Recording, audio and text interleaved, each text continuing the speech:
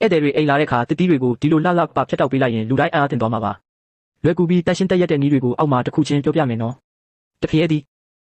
ကိုလှပတက်ရက်အောင်စီစဉ်လိုက်ရုံနဲ့ပဲစပွဲကအလှတက်သွားပါတယ်နှစ်တခွားမွေ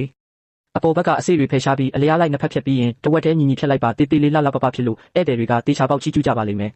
သုံးလိမ္မော်သည်အပေါ်အောက်အဆုံးတွေဖြတ်ပြီးအလျားလိုက်သုံးပုံတစ်ပုံလောက်နက်နက်ဖြတ်ပါပြီးရင်အလျားဖြတ်လိုက်ရင်လိမ္မော်သားတွေတက်တက်ရက်ရက်ထွက်လာပြီးစားတဲ့အခါမျက်နှာမပေးပါဘူးလေးကီဝီအပေါ်အောက်ဖြတ်ပြီးဇွန်းတစ်ချောင်းနဲ့အခွန်နားပက်လေလျှော်လိုက်ရင်အသားကိုလွယ်လွယ်ကူကူထုတ်ယူလို့ရပါတယ်ငါးကျဲသည် stir fry အဆုံးတွေဖြတ်ပြီးကျဲပုံရက်ခတ်တဲ့အနားတွေကိုဖြတ်ပါပြီးရင်အလျားဖြတ်လိုက်ရင်လှပတဲ့ကျဲပုံတစ်တီးတွေရပါပြီ6တရက်တီးမဟုတ်တဲ့ပေါ်မယ်လို့အပေါ်အောက်ဖြတ်ပြီးတဝက်ဖြတ်အလဲမှာအလျားလိုက်တစ်ချိန်ဖြတ်ပြီးဆွဲခွာလိုက်ရင်အခွန်ကနေအသားတွေတက်တက်ရက်ရက်ထွက်လာပါတယ်9တရက်တီးအလဲရိုးဘက်ကိုရှောင်ပြီးနှစ်ဖက်ဖြတ်ပါလက်နှစ်ဖက်နဲ့နည်းနည်းလှည့်လိုက်ရင်အသားတွေထွက်လာပြီးဇိုးနဲ့စားရတာအရန်ဆင်ပြေပါတယ်10နက်တီးအပေါ်အောက်ဖြတ်ပြီးတဝက်ဖြတ်အလျားလိုက်အကြောင်းတိုင်းဖြတ်ပြီးထပ်ပြီးဒေါင်းလိုက်ဖြတ်ပါတန်ရှင်းလွယ်ကူပြီးစားရအရန်ဆင်ပြေပါတယ်6မလာကတီးအဆုံးတွေဖြတ်အခွန်ဖဲအလျားလိုက်နှစ်ချမ်းဖြတ်ပြီးအလဲစိတွေဖယ်ရှားပါပြီးရင်တိတိလေးဖြတ်လိုက်ရင်ပြည့်စုံပါတယ်မတ်မွန်တီး